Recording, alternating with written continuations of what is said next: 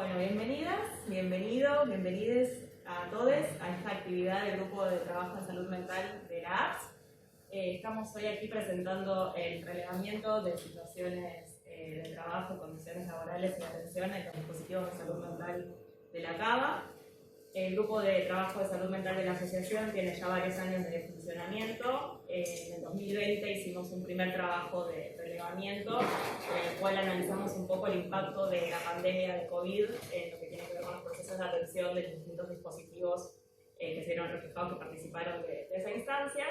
Y el año pasado, en el marco del grupo, decidimos hacer una actividad para poder actualizar ese diagnóstico. Y hoy lo que vamos a estar compartiendo con ustedes es precisamente la sistematización de todo lo que se relevó y se trabajó en las distintas instancias que nos fuimos dando para ello. Me hago con el barrijo. Así que para compartir un poco las reflexiones que fuimos trabajando en relación al impacto que ha tenido la pandemia en los dispositivos de atención de salud mental, pero también llevando un poco el análisis a lo que tiene que ver con la falta de implementación efectiva de la normativa en materia de salud mental, tanto de la ley nacional como de la 448 de la ciudad.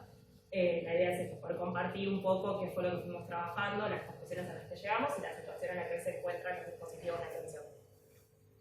Para eso nos están acompañando varias compañeras del grupo de trabajo. Está Paula, Erika, Clara, Belén y Claudia, que después si quieren pueden presentarse de los espacios de trabajo y demás. Y además tenemos como invitada acá a la compañera Marcela Botinelli.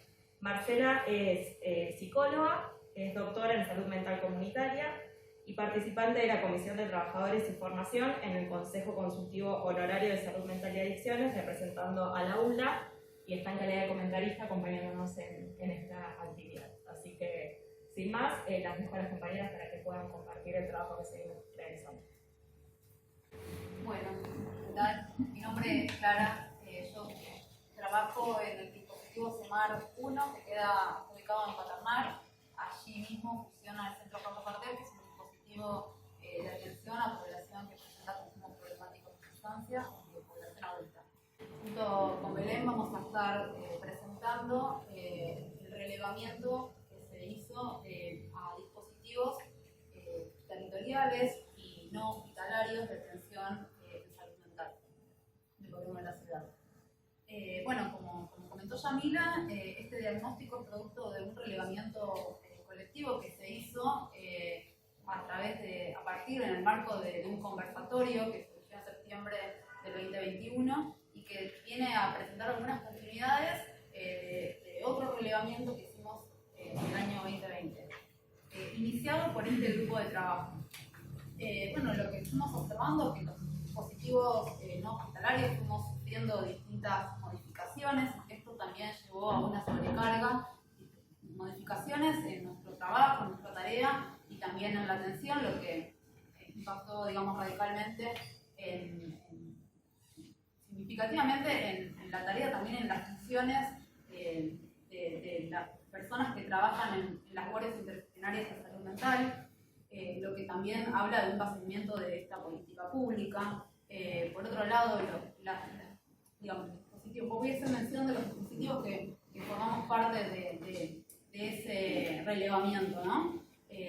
Somos CEMARS, dos CEMARS, 1 y 2, que forman parte del sistema, dispositivos de talleres protegidos de rehabilitación en salud mental, y otros dispositivos territoriales y programas específicos de atención en salud mental, como ADOP y GLOBE.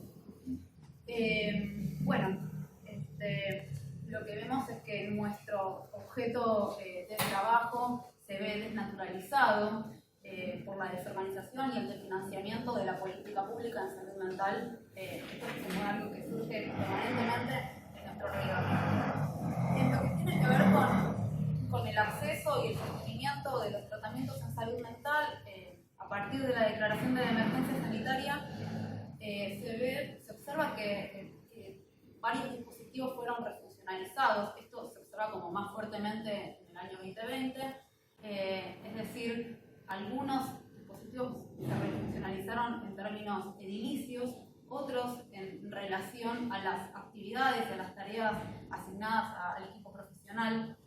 Y por supuesto que todo esto va en detrimento de la atención, de la calidad y las posibilidades de atención a la población usuaria de salud mental.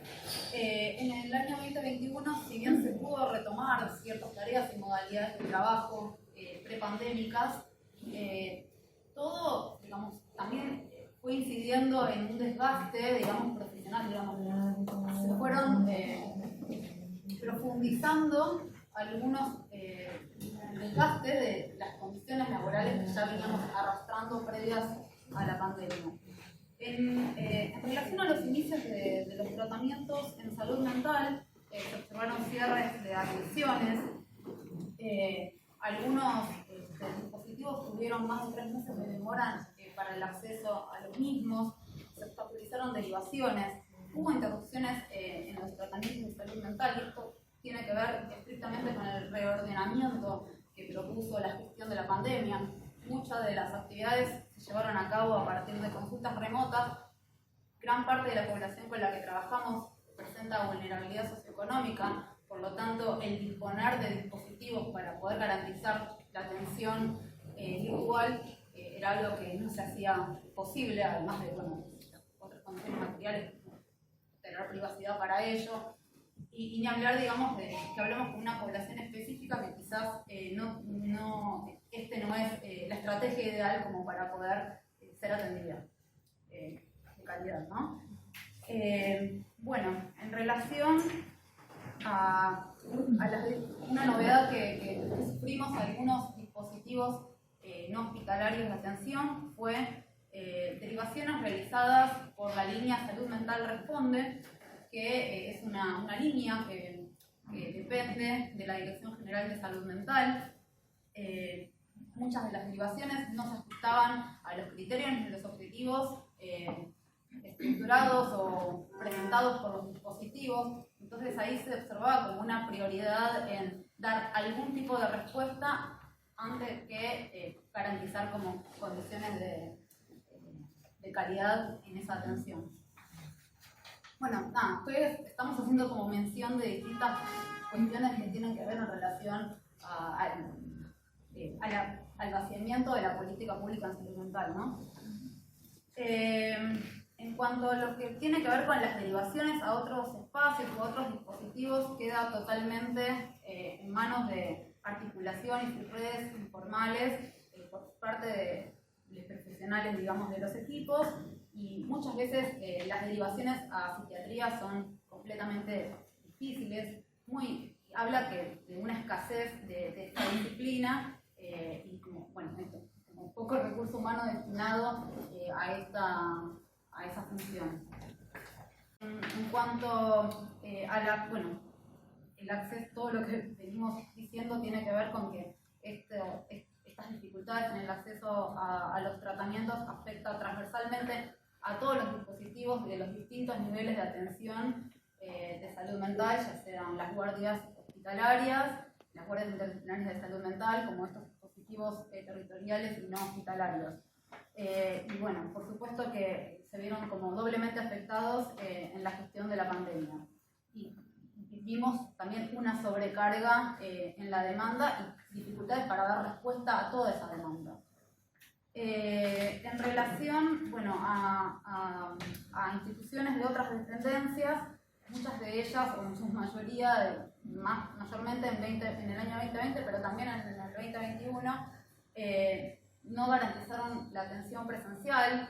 Esto hizo que muchas de las demandas que recibían esas instituciones fueron absorbidas por las instituciones que sí podíamos garantizar presencialidad, y ahí nuevamente hubo como una sobrecarga de actividad. Y por supuesto que una restricción para la población a acceder a todo tipo de derechos, ¿no? Por otro lado, los hospitales monovalentes restringieron la atención en salud mental. La población que se dirigía a esos hospitales y que se atendía allí tuvo que recurrir o a las guardias interdisciplinarias de salud mental o nuevamente a estos dispositivos territoriales de los que les estamos hablando, nuevamente afectando a la sobrecarga de la tarea y limitando el acceso a los tratamientos. también se observó una discontinuidad en la provisión de psicofármacos que hizo que usuarios tuvieran que en algunos casos comprar con sus magros ingresos para poder garantizarse la provisión, nuevamente vulnerando el derecho a la salud, ¿no? Y bueno, y también contar que desde el dispositivo ADOPI, que es un dispositivo de atención domiciliaria en salud mental, se vieron como muy profundas, digamos, las modalidades de precarización fueron drásticas. En realidad, en ese dispositivo, digamos, si bien no se pronunció políticamente un cierre del programa, sí se construyeron todas las condiciones para que se vacíe el programa. Por parte de los trabajadores hubo acciones de resistencia, de organización, que se dieron durante todo este proceso del año 2020 en adelante, en realidad antes también. Pero bueno, las condiciones de trabajo son sumamente precarias. Las condiciones de contratación son a partir de guardias aplanadas, estamos hablando de 12.000 pesos mensuales, sin derechos laborales, sin contratos permanentes, sin acceso a licencias por enfermedad. Entonces esto contribuyó enormemente a que, a pesar de las resistencias que se construyeron, gran parte de trabajadores renunciaron a sus funciones porque no lo pudieron sostener. Por supuesto que esto fue en detrimento también de la calidad de los usuarios de estos dispositivos, pero bueno, también nuevamente habla del vaciamiento a la política pública en salud mental. Como decía Clara, estuvimos trabajando en conjunto con otras compañeras también que no están acá, pero que también pertenecemos a, digamos, dispositivos que son territoriales o Clara, hospitalarios, y un poco en relación a este relevamiento que encontramos, disgregamos en algunos ejes a modo analítico en realidad, como para poder continuar la presentación. Uno de ellos también hace alusión a lo que es la referencia y la contrarreferencia, que como decía Clara, muchas cosas tienen que ver con aspectos que se vieron reforzados por la pandemia o que la pandemia trajo nuevas preguntas, pero que algunas cuestiones venían sucediendo con anterioridad, ¿no? La problemática de la referencia y contrarreferencia no es algo que sea de ahora, digamos, de estos últimos 2 años, pero sí hemos visto, por ejemplo, en relación al derecho a la salud integral, cuando hay necesidad de, digamos, acceder a alguna institución hospitalaria para abordar las cuestiones de mayor complejidad, los dispositivos de atención primaria tenemos una dificultad en relación a cómo garantizar ese acceso, y termina sucediendo que la población queda sola, digamos, o frente al llamado del 147, como cualquier otra persona, digamos, y no un usuario que quizá concurre diariamente a un dispositivo de atención por salud mental, con lo cual eso ya genera una barrera en relación al acceso a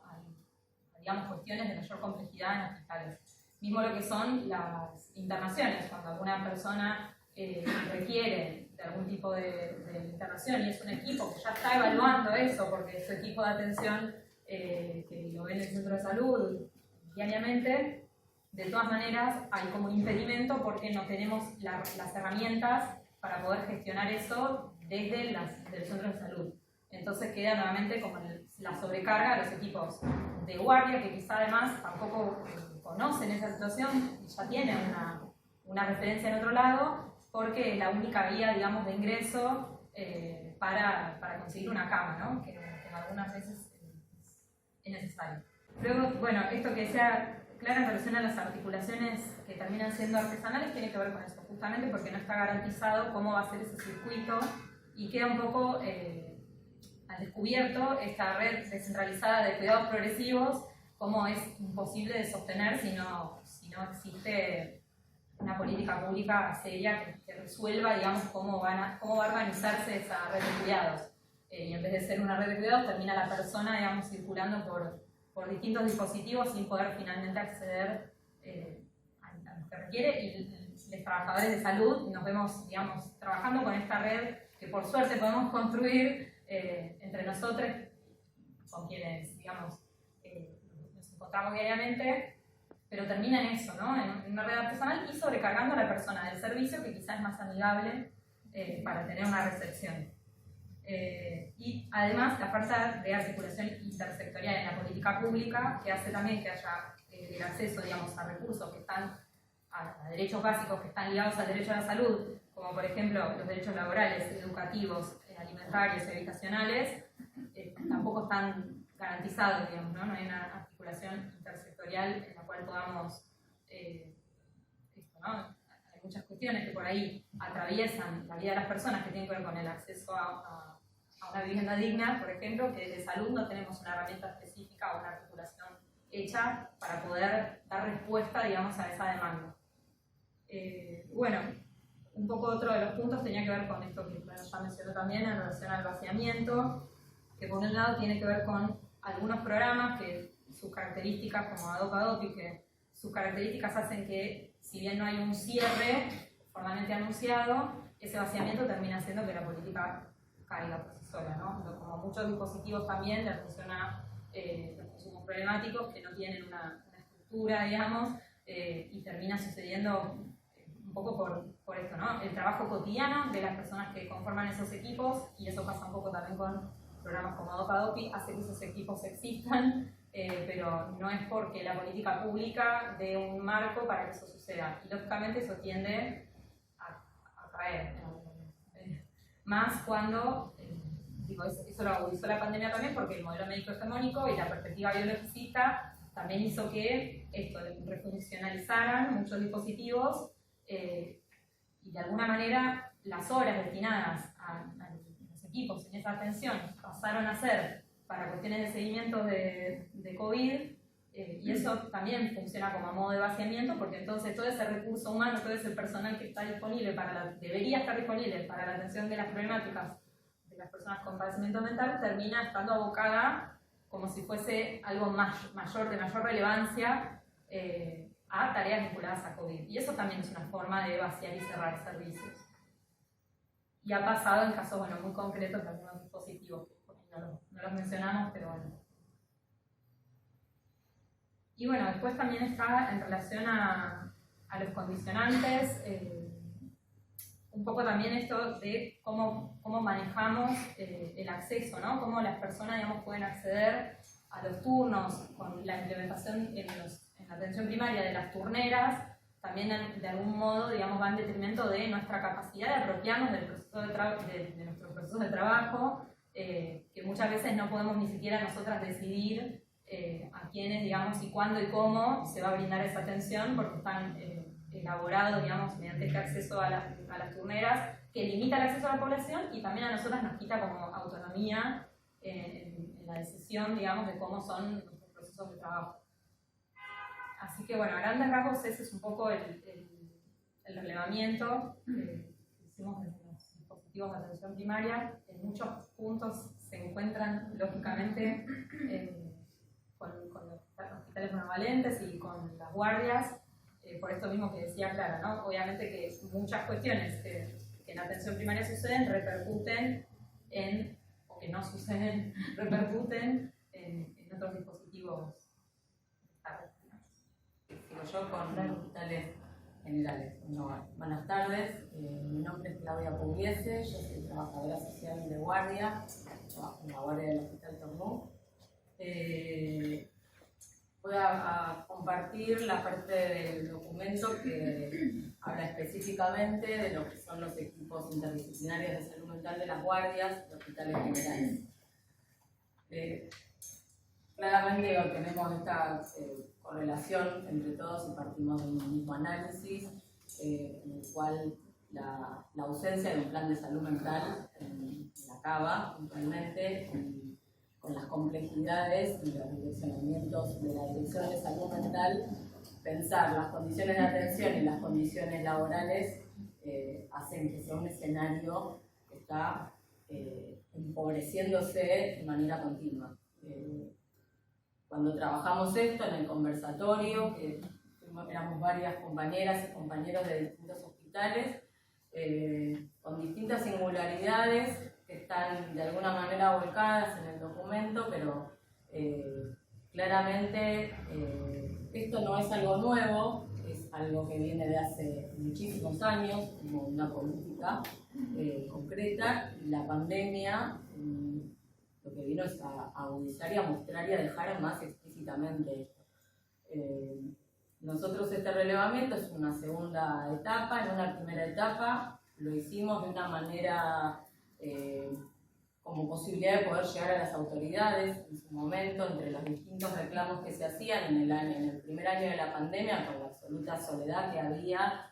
Me voy a referir puntualmente en lo que es equipos de guardia. La particularidad creo que es, no hubo ahí una redimensión de cantidad de personas, como tal vez en los otros servicios. Lo digo como característica, ni como beneficio, ni como una característica. Esto lo que generó que los espacios eran los que había. Entonces, las medidas de cuidado, los elementos de protección, un montón de cuestiones que deberían haber estado garantizadas, no existieron en una primera etapa, con lo cual se generaron distintas instancias de reclamos que quedaron en la nada. Esto tiene una relación directa en que en los hospitales había comités de crisis totalmente abordados desde un modelo biologicista, sin ningún tipo de participación por parte de otras disciplinas, ni trabajadores y trabajadoras de los hospitales. Entonces, esto cercioró el abordaje de la pandemia un COVID. Entonces, estos relevamientos se enmarcan en esos contextos. Con lo cual es muy difícil, lo planteamos ahora, un análisis del año 2021, ahora tenemos una situación completamente distinta porque estamos en un post-pandemia y conversábamos mucho esta situación de cómo todo esto que está en plena vigencia, uno puede llevarlo a instancias de denuncia, visibilizarlo, y realmente se siguen consolidando prácticas y políticas en este mismo sentido. Nuestro contexto es que no tenemos dirección de salud mental, no tenemos una autoridad, tenemos serias dificultades en lo que es la COSPESAM, en distintas instancias que esto que nosotras vamos describiendo son la expresión en lo cotidiano, en el ámbito de trabajadores y de usuarios, que son quienes son las víctimas absolutas de todo esto. En lo que se refiere a la intervención concreta de los equipos, nosotros planteamos en un primer relevamiento una primera etapa en la cual, cuando se dispuso todas las medidas de aislamiento, un retrimento muy grande con relación al acercarse a los efectores, y la salud mental fue una situación muy particular y muy compleja porque al no salir las personas, no salir de sus domicilios, no tener acceso, haber un montón de limitaciones, la llegada a los distintos efectores se dificultó muchísimo y no hubo, creo que hubo un aprovechamiento de esto por parte de la política pública. No vienen, y no se utilizó, no hubo ninguna medida con relación a esta situación. Por lo cual nos encuentra en un 2021 y ahora un 2022 recibiendo toda un tendal de gente que quedó muy desprotegida en términos de todo lo que implica un tratamiento. Lo que identificamos como cuestiones muy puntuales, lo que fuimos resaltando acá en el documento, fue la instalación de los seguimientos por guardia, algo que no tiene que ser así, básicamente no porque no corresponda hacerlo, sino porque no es lo que la persona necesita. El hilo de la atención no es ese, un tratamiento no es todos los días ver a alguien distinto. Las cuestiones, puntualmente en los hospitales generales, en la mayoría no hay salas de internación, por lo cual se sigue sosteniendo la derivación a monovalentes, algo que no tiene que ser y que es totalmente contrario a la ley. Como medida concreta, nosotros lo resaltamos como un punto muy importante, algo que ya se había implementado, que era los traslados por SAME, se arma como una red de derivación que lo único que hace es hacer un giro cama para sacar a las personas más rápido de lo que hacían antes porque se necesitan camas COVID. Esto no en detrimento de las camas COVID, son dos cosas que deben estar garantizadas las dos. Esta red generó instancias en las cuales simplemente era una lista de prioridades, una lista de usuarias y usuarias para poder ser derivadas a otro lugar. Esta cama no garantizaba para nada un tratamiento adecuado a lo que una persona necesitaba. Es muy conocido en las guardias de que cualquier paciente termina en las esperas a una derivación termina con un alta, que esto no equivale a un tratamiento, no es lo mismo, no se puede equiparar porque no hay ningún tipo de dispositivo en una guardia más que una cama de internación y un equipo que se rota todos los días. Y esto me parece, nosotros también cuestiones que resaltamos acá fueron las distintas articulaciones. Creo que las compañeras hablaron de instancias como muy creativas, de la espontaneidad y de la necesidad frente a abordajes que tuvieron que desplegarse, que se dieron en el marco de que las guardias que no están relacionadas porque no se hacen trabajo territorial, ni tienen trabajo propio de APS, por más de que pueda tener una interrelación constante. Pero se llevó adelante un trabajo muy fuerte con la SUFU, hubo toda una reconversión no de las incumbencias, pero de los trabajos de los equipos, que fue totalmente espontáneo y fue autogestivo.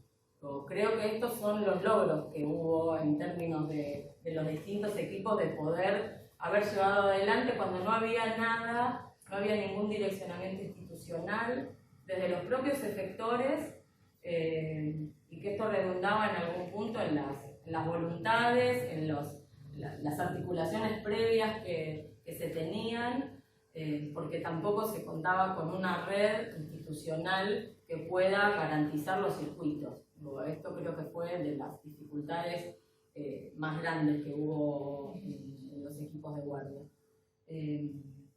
Por otro lado, nosotros también mencionamos que hay como una fragmentación muy explícita ya planteada desde lo que implica la política en salud mental, en el cual en algunos efectores se establecieron coordinaciones de las guardias, parecería que todo el tiempo se busca como desde una gestión ordenar algo que en realidad hay una ley a cumplir y hay una política que debería estar. Entonces, esto frente a la ausencia absoluta de recursos, la falta de medicación, la falta de poder hacer una derivación, si el objetivo de la ley es lograr evitar cualquier tipo de internación, buscando todas las medidas posibles, la verdad que la ausencia de recursos en todo eso, la falta de dispositivos, frente a una situación de redes familiares devastadas, situaciones habitacionales con vulnerabilidades que creo que se exacerbaron, con toda la situación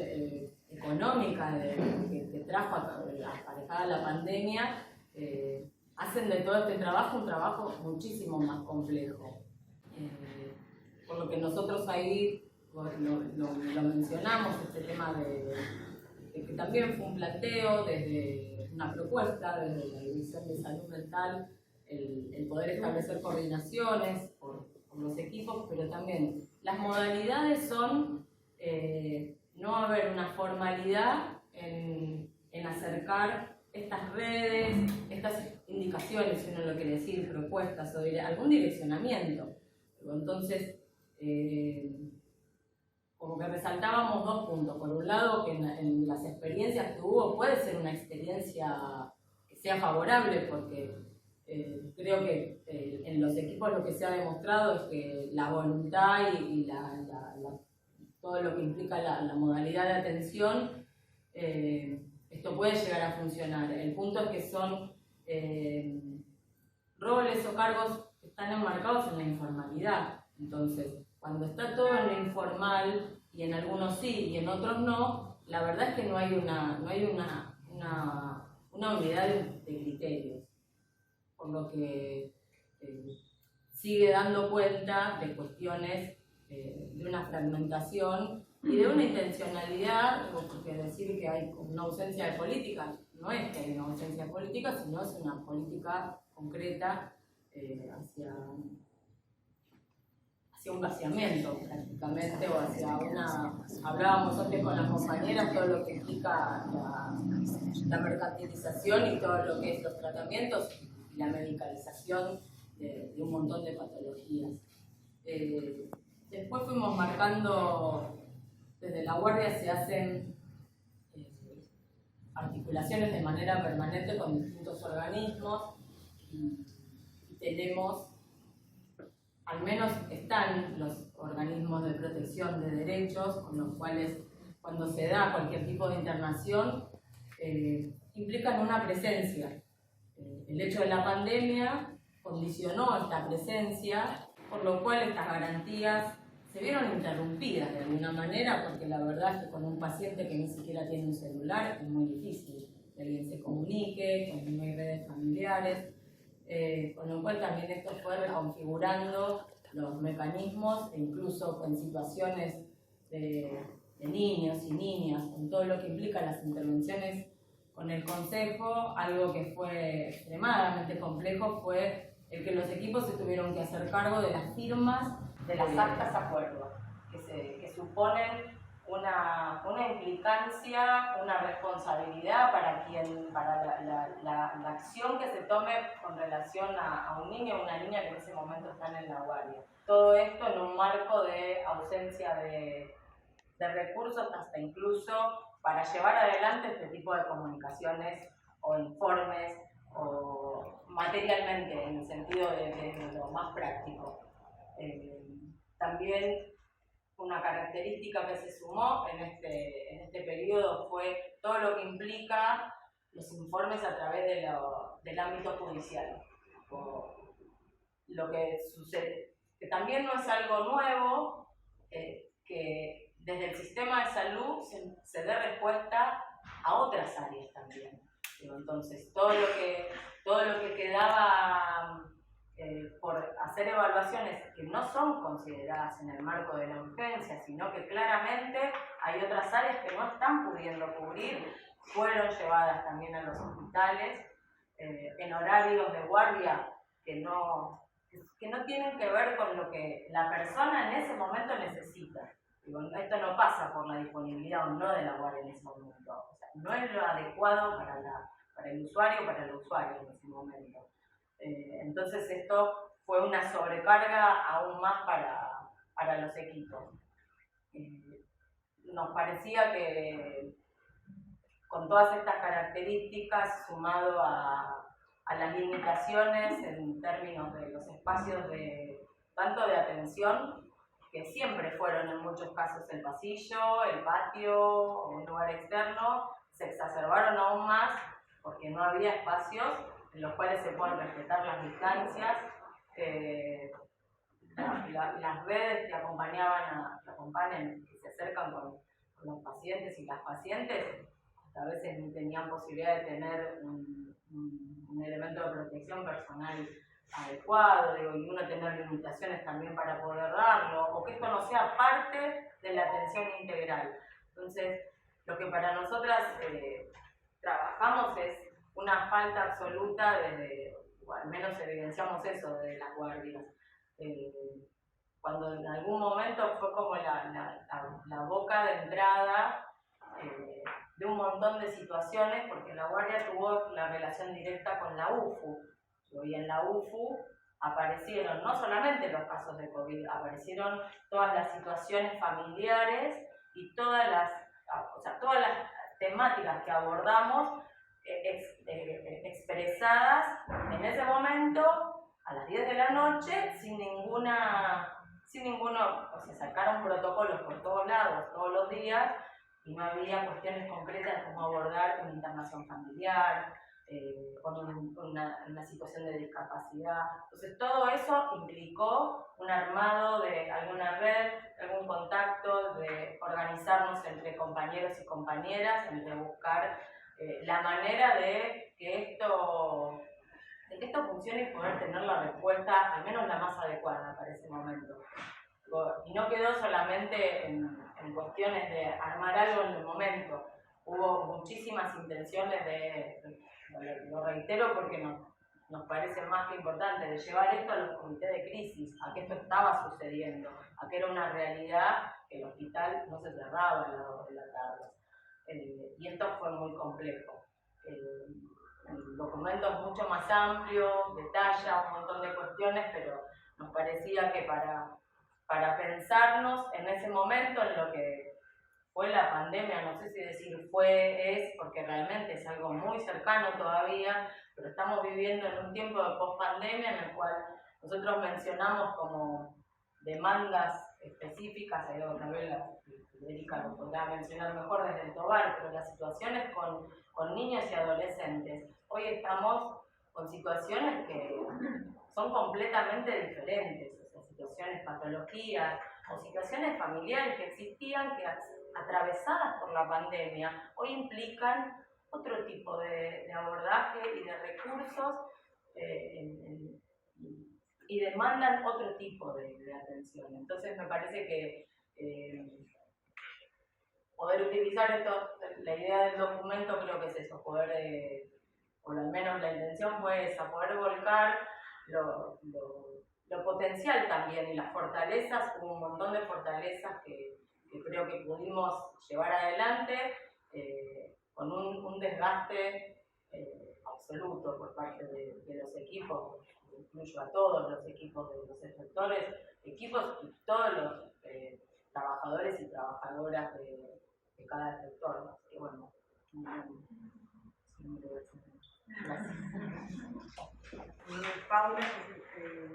Paula Farías, soy del Hospital Gorda.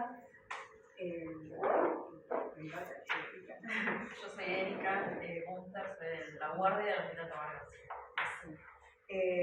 Si bien, bueno, vamos a hablar un poco en relación a los hospitales monovalentes, sin hacer una distinción tan específica de cada cual, pero bueno, sí en el intento de hacer como esta aproximación diagnóstica de la situación al interior de las instituciones, a partir de, bueno, intentar caracterizar algo de la dinámica institucional en un contexto de pandemia, condicionada también por, o configurada por las condiciones laborales de sus trabajadores y viendo también cómo fue posible o no la implementación de una política de salud mental, digamos, ¿no?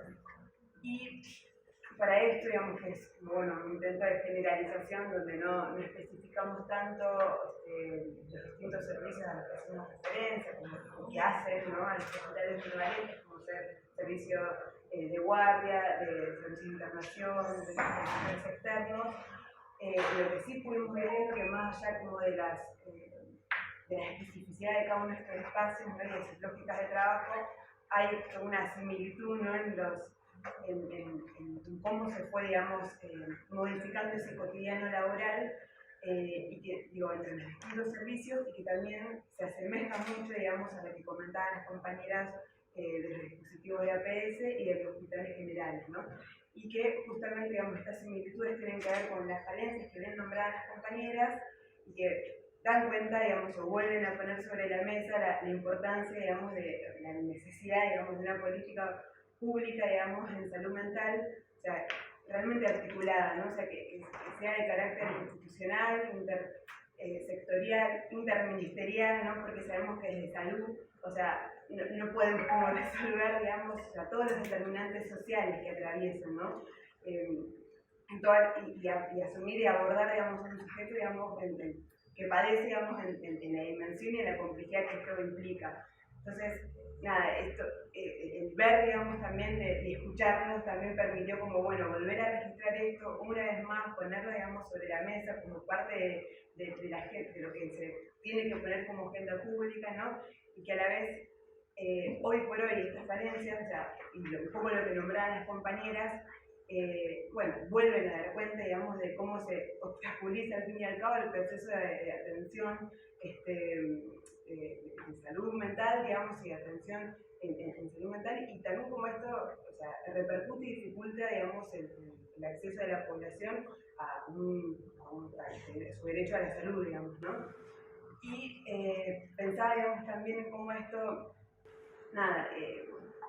cómo también se fue repercutiendo, digamos, particularmente en estos hospitales, ¿no? Y en esto que señalaban las compañeras al principio respecto a las similitudes que encontramos, ¿no? Como el acceso, digamos, a los tratamientos de salud mental, o sea, fue uno de los ejes que también nosotros lo padecimos y como trabajadores también en registro, digamos, a lo que los y las usuarias fueron también, o sea, expresando, digamos, ¿no? Porque esto de que muchas, digamos, de las personas que llegaban quizás en búsqueda de un tratamiento de salud mental, a veces en situación de crisis, ingresando por guardia, o a veces quizás en una situación tan aguda, pero bueno, sí, en búsqueda de un tratamiento ambulatorio, se encontraban con admisiones cerradas, ¿no? Sin la posibilidad de poder acceder, digamos, a un turno por consultores externos. Entonces se daba que, ya sea, como bien nombradas las compañeras, tanto por la guardia,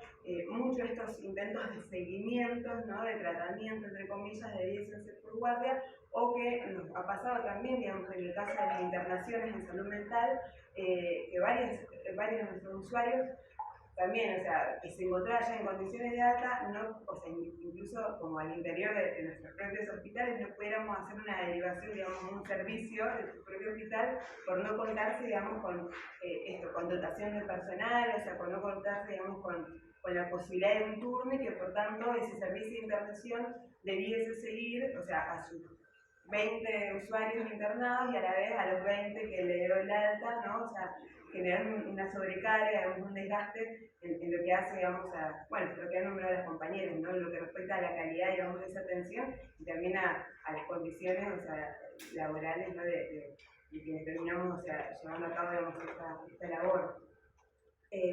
También, bueno, pensando en esto, ¿no? Del corte, ¿no? Como biologicista, ¿no? De la atención de abordaje de la pandemia, ¿no? Donde, bueno, toda problemática sanitaria que no fuese COVID, o sea, como que quedaba relegada en un segundo plano, ¿no? Y que esto, o sea, como hablábamos, ¿no? con Erika, o sea, no es que somos obstinadas y que, bueno, o sea, comprendemos, ¿no? O sea, la complejidad de una situación excepcional, o sea, de una situación, un contexto de pandemia donde fue comprendiente, digamos, de que también, o sea, la atención, o sea, se vio condicionada y por esta situación excepcional, digamos, pero también cada una de esas modificaciones que fuimos transitando sin hacer mención siquiera como a lo abrupto, que en algunos casos fue, digamos, estas modificaciones, también se fueron dando como de forma como inconsulta, ¿no? Donde uno terminó, como señalaban las compañeras al principio, donde se fue como desdibujando, digamos, el objetivo, ¿no? Digamos, o parte, digamos, de esas incumbencias o de la tarea, digamos, que como dispositivos de atención en salud mental, o sea, somos, ¿no? Y que termina, digamos, bueno, o sea, como relegado en un segundo plano a la atención, digamos, del COVID-19, ¿no? Esto en algunos de nuestros hospitales generó también de que se achiquen servicios, modificaciones edilicias, ¿no? Donde, bueno, de un momento a otro, un servicio, o sea, de internación de usuarios, bueno, terminaba, esos 20 usuarios terminaban distribuyéndose, cerrándose ese servicio y utilizándose la infraestructura, digamos, para ahora habilitar el espacio para pacientes COVID, ¿no? O sea, como también, o sea, como, bueno, y sin entrar en detalle lo que significaba ahí desarmar, o sea, modificar otro equipo, bueno, digo, todo lo que eso generaba, digamos, también, ¿no? Pensando quizás en alguna de las particularidades, ¿no? Y yendo nuevamente, ¿no? Como a los monovalentes, de manera, o sea, particular, ¿no? Lo que nos pasaba también es que, bueno, las instituciones tienen, o sea, como una particular forma de atención, ¿no? Porque son internaciones que no, o sea, más allá obviamente de disponerse de una cama para llevarse a cabo estas internaciones, son pacientes que puntualmente requieren de estar en una cama, digamos, o sea, en reposo, ¿no? Como por decirlo de alguna forma, sino que bueno, o sea, lo que tiene que ver, digamos, como estrategia terapéutica, en nuestro caso, que tiene que ver con los permisos de salida, eso también se vio condicionado como con las consecuencias, o sea, repercusiones negativas que eso generó, digamos, también en esos tratamientos en curso, ¿no?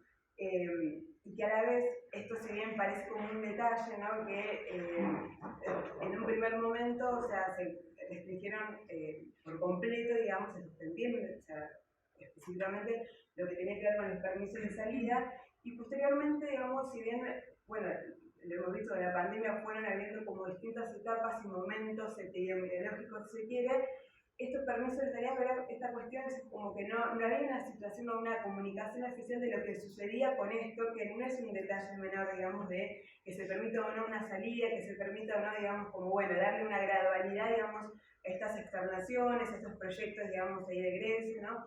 Y también, nada, pensábamos un poco que, digo, esta falta quizás como de claridad en los lineamientos institucionales, o sea, que quizás uno lo pueda hacer mención en algo pequeño, entre comillas, como ser un permiso de salida, fue algo, digamos, que a nivel general, digamos, en las instituciones, como ser estas modificaciones de los espacios edilicios y las tareas, también se fue viendo, donde, bueno, uno quedaba más sujeto, digamos, a las comunicaciones informales, ¿no? Sin saber qué de esas readecuaciones o de esas refuncionalizaciones remitían puntualmente a la situación de pandemia de COVID-19 o estaban más asociadas a una refuncionalización en el marco del cierre de los hospitales, no en el marco de un año 2020 como fecha bisagra, digamos, de cierre de los hospitales monovalentes, como había ahí toda una cuestión de incertidumbre, ¿no? Que la verdad es que al día de hoy tampoco queda claro, ¿no? Porque bueno, como bien nombradas las compañeras, no hay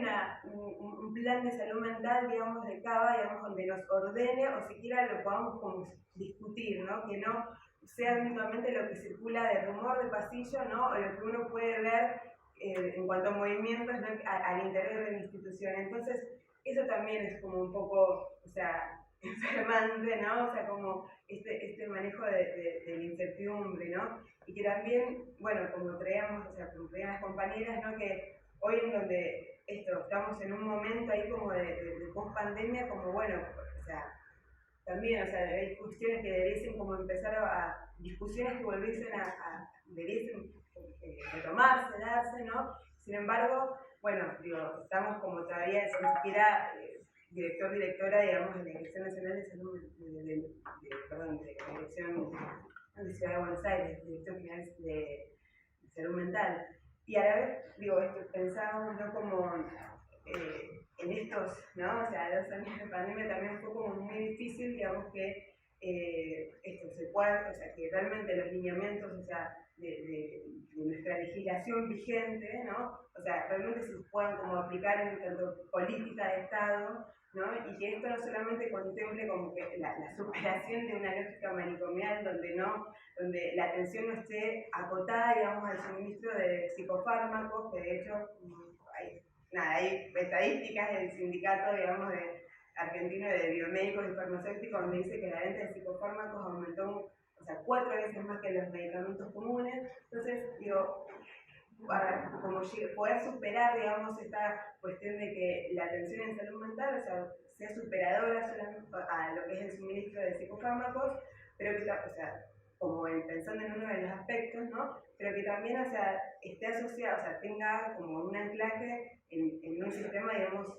en un sistema de atención como integral, ¿no? Porque, bueno, digo, lo que nombraban las compañeras, toda esta cuestión fragmentada, digamos, y que quede sujeto, digamos, a las voluntades, ¿no? O sea, de los profesionales, cuando en realidad, digo, la voluntad de los profesionales están, digamos, ¿no? Y falta la voluntad política, digamos, ¿no? O sea, falta el presupuesto, falta, digamos, un presupuesto real y obligatorio, digamos, que ya está, o sea, sancionado, que debe existir, y sin embargo, o sea, terminamos como, bueno, marchando, o sea, bueno, y no solamente en el contexto de pandemia, ¿no? Más allá, digamos, de que sí se agudizó, como bien señalaban las compañeras, y que también complejizó también la situación de las personas que llegaron con un incremento, digamos, en el deterioro de sus condiciones de vida, y que sin embargo estas cuestiones no se vieron, digamos, como contempladas, ¿no? O sea, contemplar al sujeto padeciente en toda su dimensión y complejidad, porque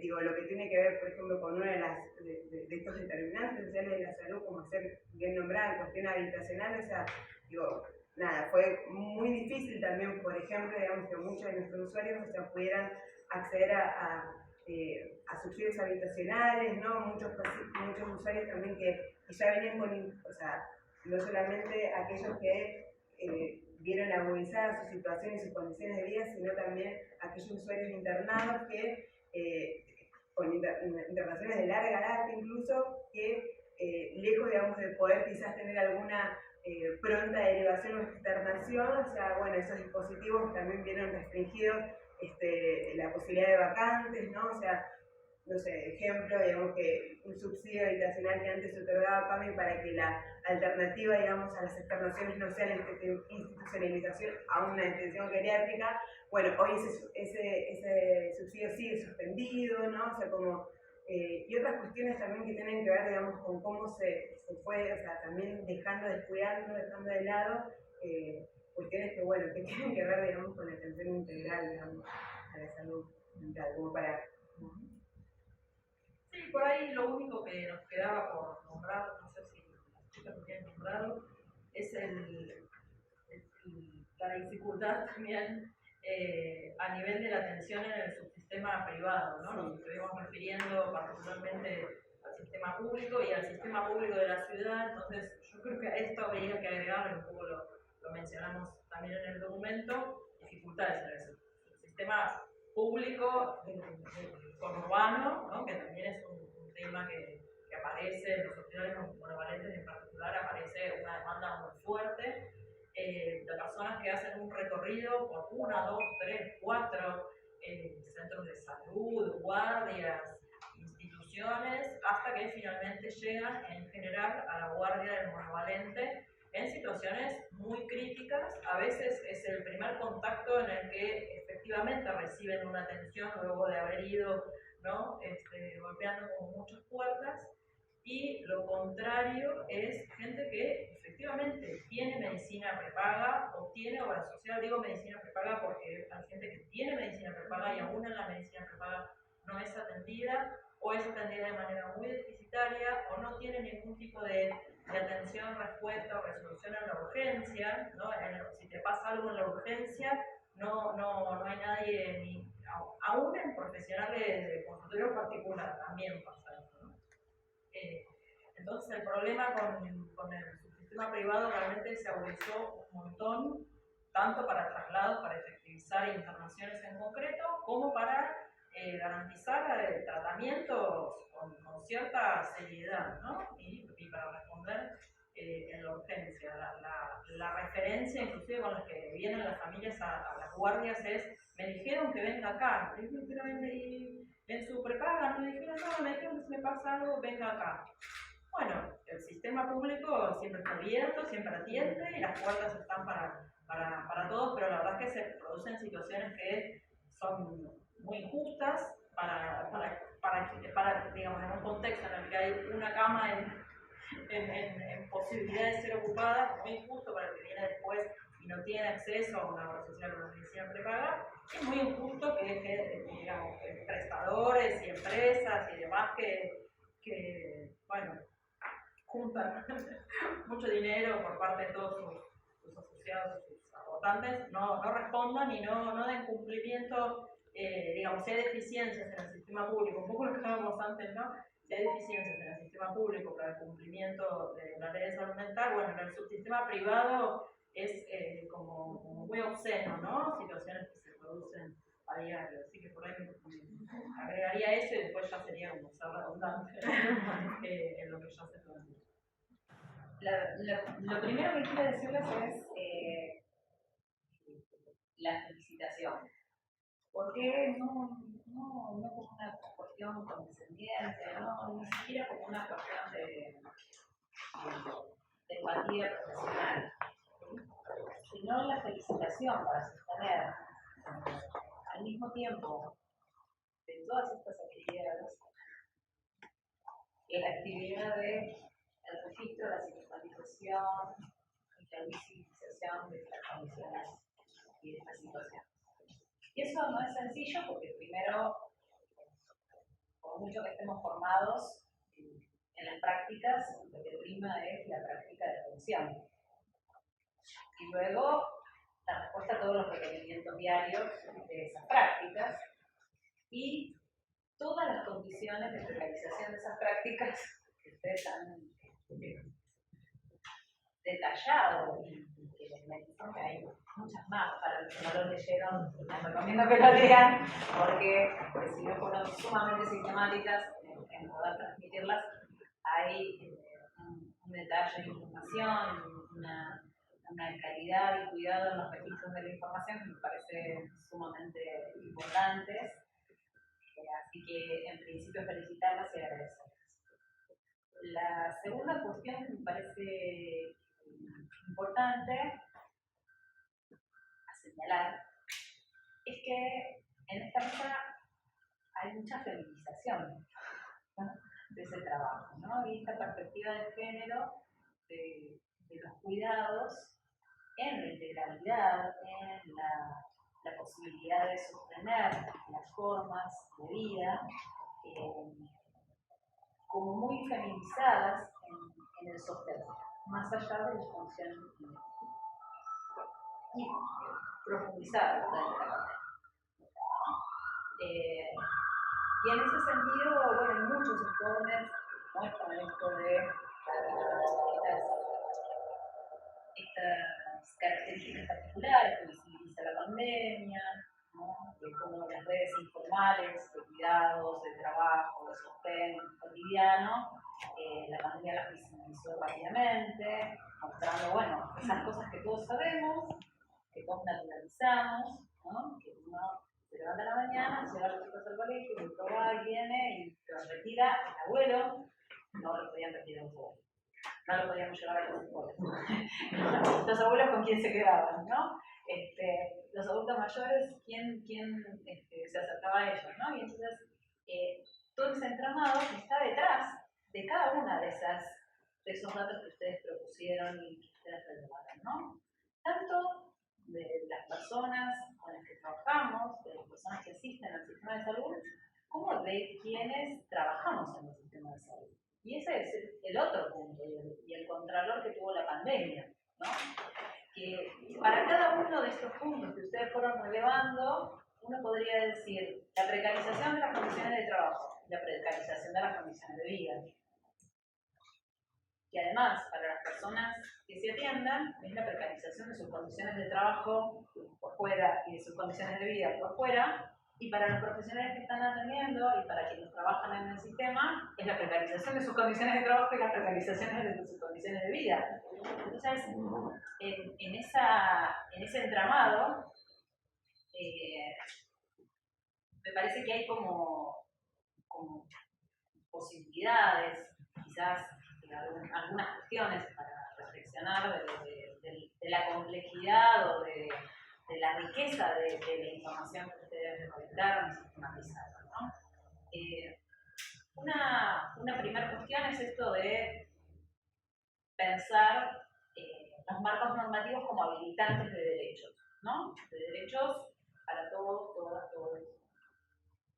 Y que esos marcos normativos, en este caso, la Ciudad de Buenos Aires, además, tienen antecedentes previos, ¿no? No es ni siquiera la Ley Nacional de Salud Mental, la Ley de la Ciudad de Buenos Aires de Salud Mental, que es previa incluso y que sigue teniendo serias dificultades en su implementación, ¿no? Entonces, se suman a las dificultades previas de implementación de la ley de la jurisdicción, las dificultades incluso de una ley nacional que viene a recordarla, cuidarla, ¿no? Sostenerla, apoyar, que son medidas que deben garantizarse, y como se dice en el sistema, ¿no? Como se dice en las propuestas con las políticas en el campo, que deben garantizarse con universalidad, equidad e integralidad, ¿no? Y sistemáticamente ustedes fueron mostrando en los diferentes aspectos cómo se pierde la integralidad, se pierde la equidad y se pierde la universalidad, ¿no? Y cómo esas pérdidas se pueden ver en efectos concretos. Si bien el diagnóstico está hecho durante la pandemia, durante los 2 años de pandemia, ¿no? Registraron en el 2020, registraron en el 2021, y hoy estamos haciendo algunas anticipaciones de lo que estamos saliendo, o creemos que salimos de la pandemia, no sabemos todavía muy bien, pero bueno, apostamos a que estamos saliendo de la pandemia. Me parece también que no es inocuo pensarlo en la necesidad de pensar estos relevamientos y estas situaciones de manera situada, ¿no? Situada, obviamente la pandemia fue un evento internacional, un evento que atravesó a todos, todas y todes, en todos los sectores, en todos los niveles, en todos los países, en todo el mundo. Pero nosotros también veníamos de un contexto bastante crítico, en el cual, bueno, Ciudad de Buenos Aires tiene su particularidad, pero además teníamos un Ministerio de Salud, por ejemplo, entre otras cosas, ¿no? Entonces, pensar el abordaje de una pandemia sin Ministerio de Salud, bueno, ya es un tema, ¿no? Es un tema pensar cómo pensar esos abordajes. Y el otro cuidado que me parece que también hay que pensar en estas posiciones situadas es, bueno, en esa ausencia del Ministerio de Salud, en esa efectivización de políticas neoliberales que no son solo en nuestro país, pero que se expresaron en nuestro país en una política concreta durante varios años y en Ciudad de Buenos Aires con características particulares. También están todas las cuestiones de la globalización de esos efectos neoliberales, del uso, del consumo, del yaísmo, ¿no? Las cosas ya, las cosas lindas, las cosas felices, la vida sana, ¿no? Pero con un estándar de exigencias tan alto, tan elevado para las condiciones y formas de vida que nosotros tenemos, siempre mirando hacia otros lugares, siempre mirando hacia otras lógicas, que también generan una distancia, una lógica tan perversa para las formas de trabajo, de vida y de sostén de los cuidados y la vida que tenemos todos. Y en ese sentido también venimos viendo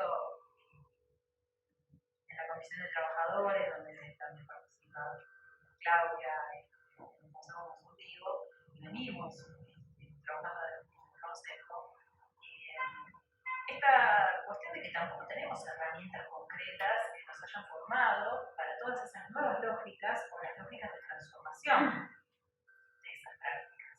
Mucho menos en la urgencia y en la emergencia de una pandemia que creo que de ahí te la debo, como dicen los chicos, la mayoría de las profesiones no tenemos herramientas específicas, quizás sea una materia optativa en algún rinconcito de las currículas, pero emergencias, pandemias, etcétera, y lugar profesional en esos espacios es difícil de encontrar en currículas, pero tampoco tenemos las que requiere la ley. Digo, 10 años de la ley, habiendo lineamientos y recomendaciones a universidades, habiendo lineamientos y recomendaciones para la capacitación en servicio, para la formación, para la transformación, etcétera. La verdad es que a esta altura que no tengamos herramientas de atención primaria, herramientas para ver qué se hace en los dispositivos, para ver cómo se transforman las prácticas, para ver cómo hacemos esos planes, también es una deuda que ya no podemos decir, todavía no llegamos. Pasaron 11 años de la ley nacional y de la jurisdicción, ni te digo. Entonces, ya no podemos seguir diciendo, bueno, pero estamos en proceso, ¿no? Entonces, me parece que en esa tensión es cierto que pensar lo que ocurrió en la pandemia es como desastroso, pero también nos permite mirar y dar cuenta de que las deudas históricas se suman y se recrudecen, ¿no? Entonces, pensaba, cuando las escuchaba, en esta dificultad de pensar las vulneraciones, en estas dificultades de pensar esto que la lógica neoliberal plantea cotidianamente, ¿no? Te tiene todo el tiempo trabajando sobre cosas que hay que hacer, en rapidez, en el ejercicio del que... Y siempre tenés una deuda, ¿no? El otro día nos veíamos porque habíamos las agendas y todos tenían la agenda más la listita, ¿no? Las listitas de las cosas, más la otra listita de las cosas, más la listita de la casa, ¿no? Entonces decíamos, ¿no? ¿Cómo llegamos a estos estilos de vida en los que naturalizamos que esas cosas, o sea, me queda todo esto por hacer en el día de hoy, y ya son las 8 de la noche, y vos mirás y decís, pero era imposible que llegaras a ser director, ¿no? Y todo lo que dices, ¿no? Y por cada uno que tachaste aparecen 17. Este trabajo retoma algo de esto de lo importante, ¿no?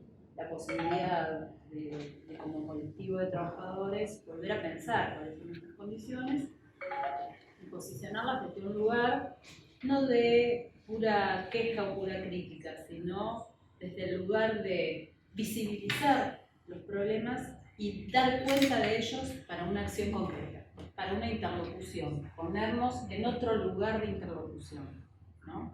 Que me parece que es esto que reclamamos todo el tiempo de poner en un lugar horizontal de interlocución con otros. Tampoco nos enseñan mucho acerca de esas cosas en las formaciones de grado respecto de cómo trabajar en la gestión, en el trabajo intersectorial, en el trabajo de la gestión de políticas, ¿no? Y siempre que decimos gestión de políticas parece que le toca a otro, que los políticos son a los que les tocan las políticas, ¿no? Y nos olvidamos de esto, que muchas veces decimos de las micropolíticas, las mesopolíticas y las macropolíticas, ¿no? Y uno podría decir, bueno, también ahí, en los diferentes niveles de las políticas, se vieron medidas de cuidado y medidas de descuido. Y en esas políticas de cuidado también vimos estados, gobiernos, naciones que salieron a tomar medidas de cuidado y estados, gobiernos y naciones que salieron a tomar medidas de otro tipo. De hecho, fue de las cosas que más dijimos durante la pandemia, al comienzo de la pandemia. Y rápidamente se posicionaron y empezaron a reaccionar otros modelos de estados medios en esa configuración para decir otras cosas. En una de las investigaciones que estamos haciendo, en una investigación PISAC, en la que trabajamos con 9 nodos, 9 universidades, 5 regiones del país, en proyectos que se abrieron durante la pandemia, al comienzo de la pandemia, para pensar desde las ciencias sociales qué se hacía, qué estaba pasando con la pandemia y cómo pensar la post-pandemia en función de sus aprendizajes.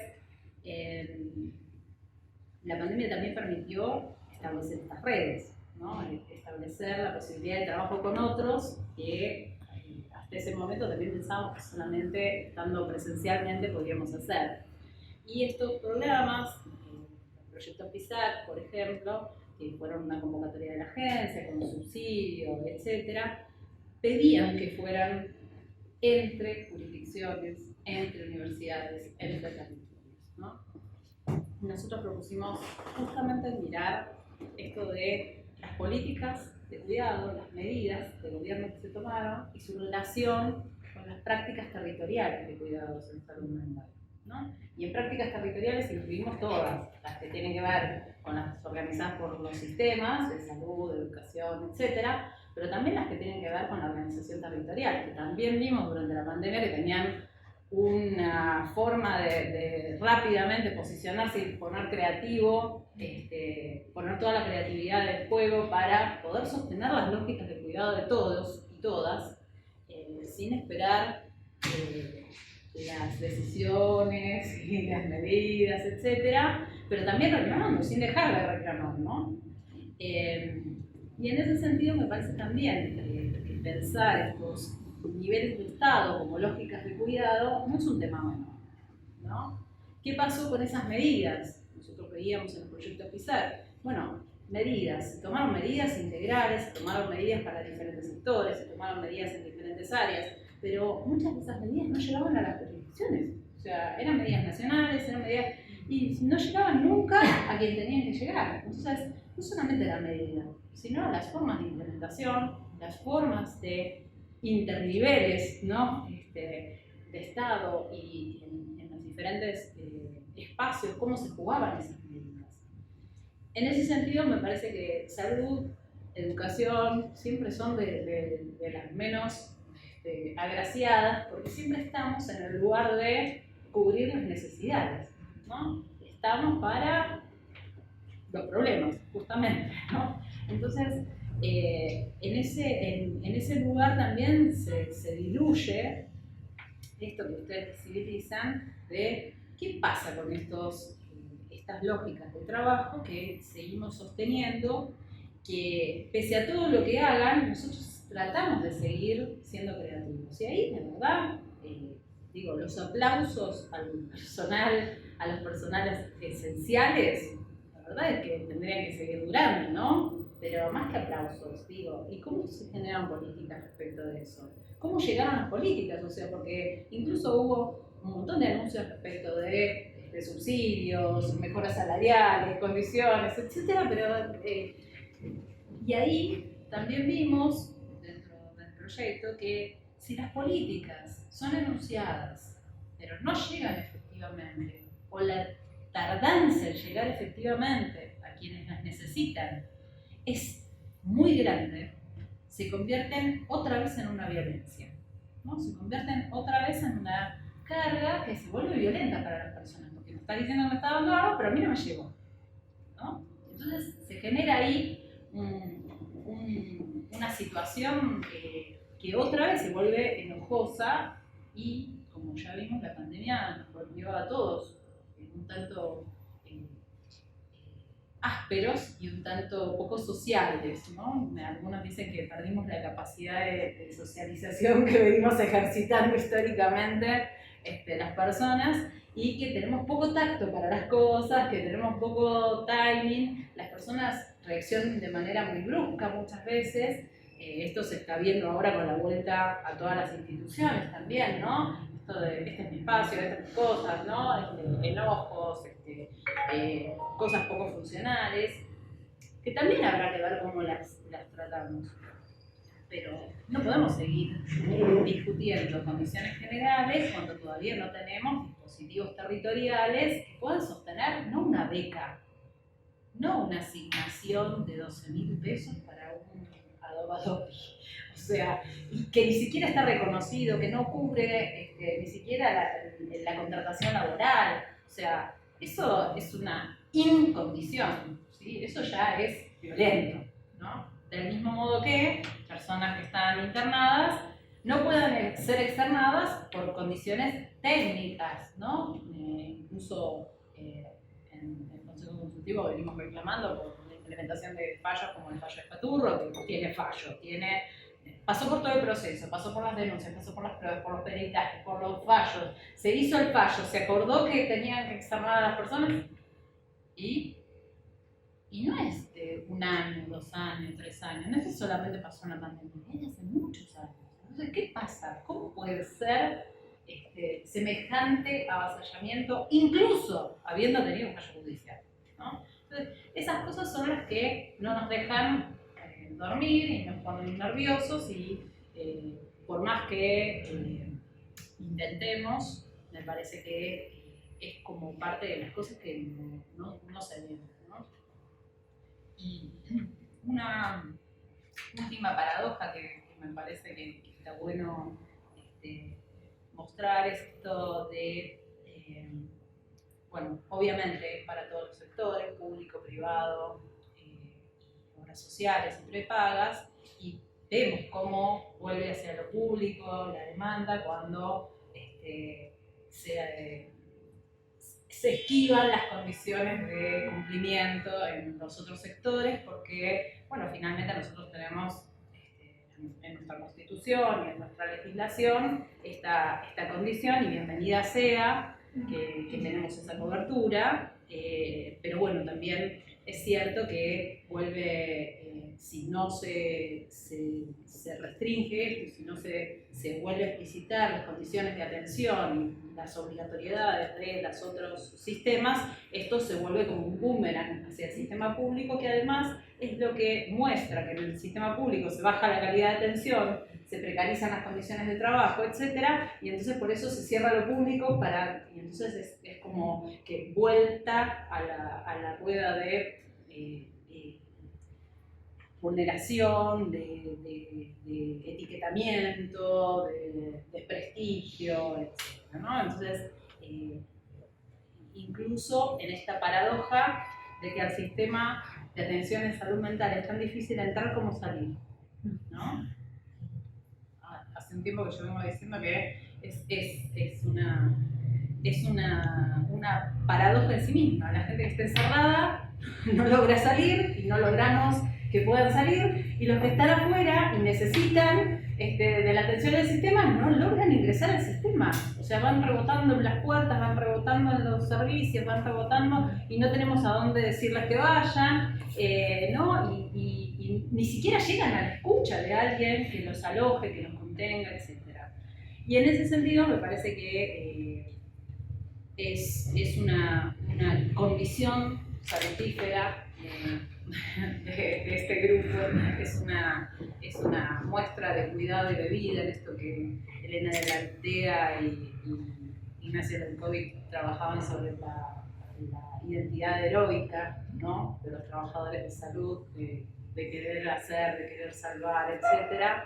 Es una de las formas en las cuales ustedes pueden correrse de esa subjetividad heroica y proponer como una alternativa de trabajo que obviamente ha quitado horas de sueño, porque seguramente si nos cuentan la cantidad de horas de trabajo, de sueño, de no atención del teléfono, de postergación de cosas, etcétera, que han tenido para poder llegar a este logro, y seguramente con ustedes muchas más personas, porque no fueron solas las que lo hicieron. Entonces estos entramados, estas salidas son colectivas, estas salidas necesitan de esta imperiosidad y de esta visibilización para evitar este deterioro de vida, de las condiciones de vida, no solamente de las personas y de la atención, sino también de los trabajadores y de los efectores, ¿no? Entonces, en esta voluntad profesional, traccionar la voluntad política, pero también estas cosas de desarticulación, porque hay muchos colectivos que también podrían decir, pero yo me quedé horas sin dormir, digo, qué sé yo. Hemos visto algunos funcionarios que han trabajado en cualquier día, en cualquier horario, feriados y para lograr cosas, pero necesitamos estas dos cosas juntas y que nadie se ofenda si decimos lo que no funciona, ¿no? Entonces necesitamos estas discusiones horizontales, necesitamos estas visibilizaciones, necesitamos dar voz a quienes no pueden estar acá para decir cosas, pero también necesitamos espacios de trabajo conjunto, necesitamos esas escuchas, necesitamos esas articulaciones, sin una demanda de que otro haga por nosotros, sino en una demanda de cómo lo hacemos, ¿no? Y ahí me parece que es imperioso que cualquier plan, política, implementación requiere de la presencia de trabajadores y de personas usuarias para esa regulación, si no es imposible que suceda, ¿no? También activa esos fantasmas que también denunciaron ustedes de las desfuncionalizaciones, qué va a pasar, a dónde nos van a mandar, nos vamos a quedar sin trabajo, no, de qué manera, cómo, ¿no? Que también están presentes en todos y que son aprovechados por quienes quieren hacer ese otro juego para potenciarlos, ¿no? Diciéndoles a las personas, ven, por eso no nos atienden, nos dejan fuera, ¿no? Estas cosas que finalmente nosotros decimos, pero a ver, ¿cómo pueden decir eso? Y que también es una responsabilidad social, ¿no? Bregar también por estas comunicaciones más efectivas, estas comunicaciones más abiertas, estas comunicaciones más en función de los datos, los hechos y las personas, y por una vida digna para todos. Bueno, yo les agradezco un montón que me hayan invitado a participar. Vuelvo a felicitarlas por el trabajo y a incentivarlas para que lo envíen a las universidades, a los gestores, a los diferentes lugares donde pueda ser trabajado, ser usado, ser compartir, ser revisado y pensado para ver cómo continuamos esta lucha histórica. Insistiendo, sin desistir y resistiendo.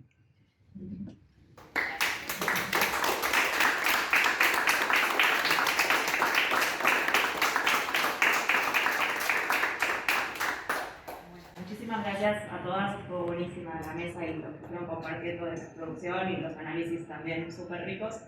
La idea es tener un pequeño espacio de intercambio, tanto para las personas que están aquí presentes como para quienes están virtualmente. Si hay alguna pregunta pueden volcarla en el Instagram, pero bueno, acá quienes estamos poder intercambiar un poco en relación a preguntas o a cuestiones que nos parezca importante profundizar. Mientras les doy tiempo para que todo esto salga en forma de palabras, preguntas y cataratas de mensajes de Instagram, les comparto que bueno, el grupo de trabajo de salud mental de la asociación es un espacio que es abierto a la participación de todas, de todos y de todes. Publicamos siempre en las redes de la APS las fechas de reunión. Por ahora seguimos en modalidad virtual de encuentro. Veremos si esperemos con pandemia nos permite bueno, esto de volver a encontrarnos presencialmente en la sede de nuestro gremio. Pero bueno, la idea ahora es poder trabajar en función de relevar de alguna forma de los distintos puntos que hemos ido trabajando en las sistematizaciones, qué cuestiones nos parece importante profundizar, qué cuestiones nos parece importante retomar como para dar una vuelta más, volver a pensarlo, volver a ponerlo en discusión. Así que estamos en el proceso de construir algún tipo de herramienta que nos permita conocer las opiniones y las necesidades de formación y de debate en torno a las cuestiones que venimos trabajando en el grupo, que eso también, cuando esté disponible, va a circular para que todos puedan completarlo. Y bueno, eso, invitar a sumarse a fortalecer este espacio, a seguir encontrándonos para resistir. Es algo que realmente nos potencia en el colectivo el poder hacerlo con otros y no quedarnos con todo lo frustrante o lo doloroso y difícil que a veces se vuelve ser trabajador de la salud pública, ¿no?